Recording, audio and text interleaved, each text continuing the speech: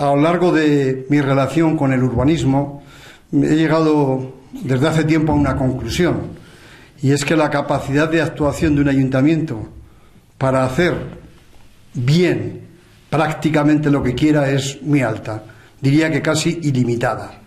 Pero claro, para hacerlo bien tiene que cumplir dos condiciones.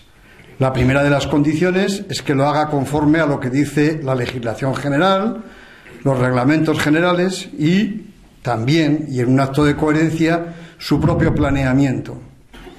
Y la segunda condición, que es la que hoy en día está un poco de moda en algunas de las demandas que hemos presentado desde Ecologistas en Acción, es que lo haga de forma razonada. Es decir, que al menos se tome la molestia de exponer las razones que están detrás de cada una de sus actuaciones. Y que ese razonamiento, además, sea contrastado con los ciudadanos. Es decir, que las personas individuales o agrupadas podamos opinar también de forma razonada sobre lo que decide el ayuntamiento y que en ese contraste pues aparezca un planeamiento más definitivo que tenga un rasgo, y es que sea no solo razonado sino también participativo.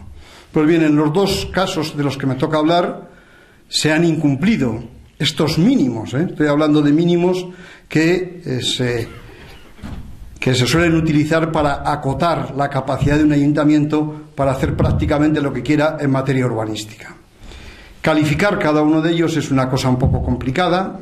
Yo, el primero de ellos, el de los aparcamientos rotatorios, sobre todo en el que más combate jurídico, por así decirlo, hemos tenido, que es el de la Plaza de Portugalete, pues creo que se coloca entre la desidia también ilimitada o pues la jeta también ilimitada que lleva a pensar que un alcalde es como un monarca que no tiene que dar ninguna razón a sus súbditos de lo que hace.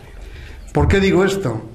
Porque hacer un aparcamiento en la Plaza de Portugalete implica, en primer lugar, lógicamente, mirar el planeamiento que ha aprobado el propio ayuntamiento. ¿Qué decía el planeamiento que había aprobado el propio ayuntamiento en época muy reciente? Curiosamente, con los votos únicamente del Partido Popular, que era el que ya entonces gobernaba. Lo que decía el plan general era dos cosas. Una primera, que era una reflexión con contenido, no sin contenido, de dónde podían ponerse los aparcamientos rotatorios, y les colocaba una ubicación. Los aparcamientos rotatorios se colocarán en los bordes del casco histórico, digamos en la línea que demarca el casco histórico. ¿Para qué? Pues lógicamente, eso pensamos los ciudadanos cuando lo leímos, para impedir entrar buscando parking en los aparcamientos rotatorios a los vehículos y empeorar así la calidad de vida de la mayor parte de los ciudadanos, bien sea por las molestias del tráfico, bien sea por la mala calidad del aire. Y la segunda cosa que decía, y esto la traigo aquí perfectamente escrita, es del propio plan. Esta es una hoja de la última versión del plan general que todavía está vigente. Era un artículo, el 109, que hablaba de plazas arboladas y plazas de fiestas, y decía en su apartado 2: las plazas arboladas del Poniente, Rinconada, Cantaranas, La Libertad, Portugalete y otras tantas más conservan o han de recuperar el carácter mixto de plazas jardín. Fijaros bien lo que hay ahora, que ha de reforzarse cuidando su arbolado sin perjuicio de su condición también recreativa. Lógicamente, este plan, que había sido expuesto a la opinión de los ciudadanos y que en estas materias pues había contado con cierto asentimiento, es el que se carga el ayuntamiento por su propia voluntad, contrariamente a lo que había aprobado previamente, y decide hacer un aparcamiento en la Plaza de Portugalete. Ese aparcamiento, pues, a pesar de que existe en la realidad, ha recibido multitud de sentencias desfavorables. Lo que ocurre es que el sistema judicial español tiene dos lacras que son muy importantes en esta materia.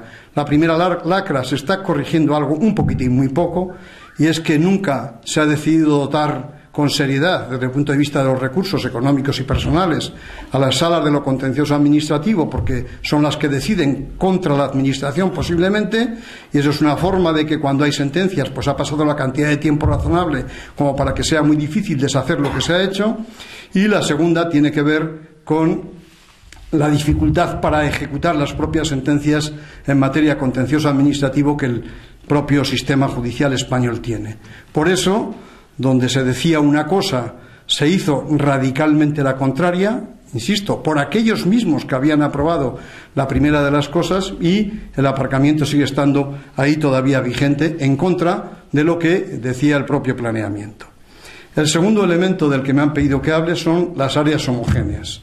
Bien, este es un asunto más técnico, no sé si todos conoceréis, pero cuando se aprueba también este plan, siempre hay palabras para justificar determinadas actuaciones.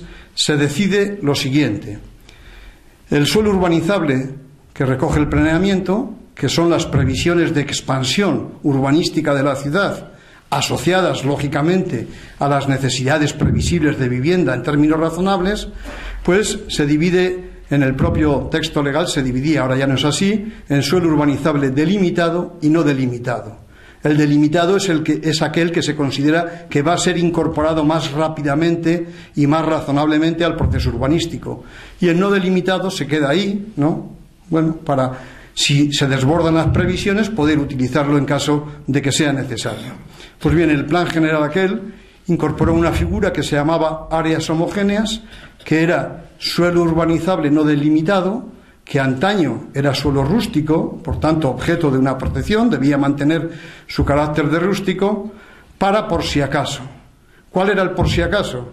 Bueno, pues si éramos capaces de, además de hacer en la ciudad, porque se necesitaban unas 30.000, 35.000 viviendas que tenía ya el suelo urbanizable delimitado, pues fijamos una capacidad para hacer otras, no se sabe el número, explicaré por qué, entre 60.000 y 80.000 o 90.000 viviendas más, cosa que todo el mundo sabíamos que era absolutamente imposible, incluso el propio ayuntamiento, pero que lógicamente si algún promotor que había obtenido esos suelos baratos, porque antes eran rústicos, era capaz de ponerlo en funcionamiento, pues obtendría lógicamente unos pingües beneficios. Bien, ¿qué dice la legislación en esta materia? Lo que dice es que cambiar el carácter que tenía anteriormente ese suelo, que era rústico, exige de una justificación razonada. Justificación que no aparecía por ningún lado en el plan general que se aprobó. Y que, sin embargo, la Sala de lo Contencioso Administrativo, el Tribunal Superior de Justicia de Castilla y León, en una sentencia, desde mi punto de vista, demasiado controvertida, por 2 votos a 1, pues admitió que no era causa, esa al menos no era causa de ilegalidad. Bien, lo que hicimos a partir de entonces desde Ecologistas en Acción, como podéis comprender, con un sacrificio importante, sobre todo en materia de trabajo y en materia de argumentos jurídicos, eso sí, contando con colaboraciones inestimables en esta materia, pues lo que hicimos fue ir recurriendo, ya que no nos habían admitido el recurso del plan general, todas y cada una de esas áreas homogéneas que se pretendiesen desarrollar en aquel periodo. Y ahí es donde, la verdad, hemos conseguido la cosecha más impresionante de sentencias favorables, ya que hasta ahora al menos todas las sentencias han sido favorables a Ecologistas en Acción y contrarias al ayuntamiento. Es cierto que ha habido un cambio legal, ya no, el suelo urbanizable no es delimitado y no delimitado, pero tenemos esa colección de sentencias. Bien, además de la colección de sentencias favorables, que dejan en muy mal lugar al ayuntamiento, lógicamente, pues el mercado ha operado también como elemento de freno para que esas áreas homogéneas pudieran desarrollarse. Esto es lo que tiene que ver con los asuntos técnicos de ambos casos. Yo, simplemente para finalizar, quiero llamar la atención sobre un problema que tenemos en esta ciudad. Y el problema que tenemos en esta ciudad es que, como las bacterias para desarrollarse necesitan un humus también, pues esta situación del planeamiento urbanístico en nuestra ciudad, más allá de los casos de legislación penal, que son los más graves, obviamente, y que os contarán hoy ampliamente, pues requiere de un entorno. Y ese entorno consiste en lo siguiente: cada vez que ganamos una sentencia de estas, damos una rueda de prensa, acuden, si no todos los medios de comunicación, si una buena parte de ellos, buscan el lugar más pequeñito, la mayor parte de ellos, para colocarlo, y la respuesta siempre del ayuntamiento es que efectivamente toman nota de la sentencia y acatarán, tendría narices que no la acatasen, la sentencia, ¿no? Ese humus es el que a nosotros nos preocupa, porque ese humus es el que permite que el ayuntamiento sistemáticamente se encoja de hombros y el debate no avance en torno a la gran cantidad de incumplimientos que en esta materia ha acumulado el ayuntamiento. ¿Cómo movernos? Pues nosotros desde Ecologistas en Acción ponemos lo que tenemos, y lo que tenemos es trabajo, recursos humanos, esfuerzo y el logro de sentencias favorables. Lo demás es una labor que corresponde a toda la sociedad, a todos vosotros también, para lo cual os llamo, lógicamente, y que corresponde también, sobre todo, a los medios de comunicación, y que tendremos que hacer un debate serio en esta ciudad, no sobre todos, ni mucho menos, siempre hay honrosas excepciones, sobre el papel que están jugando los medios de comunicación en la perpetuación de estas actuaciones urbanísticas que se mueven entre la ilegalidad más absoluta, algunas de las que nos han dicho, y la irregularidad más grave, las que yo he contado.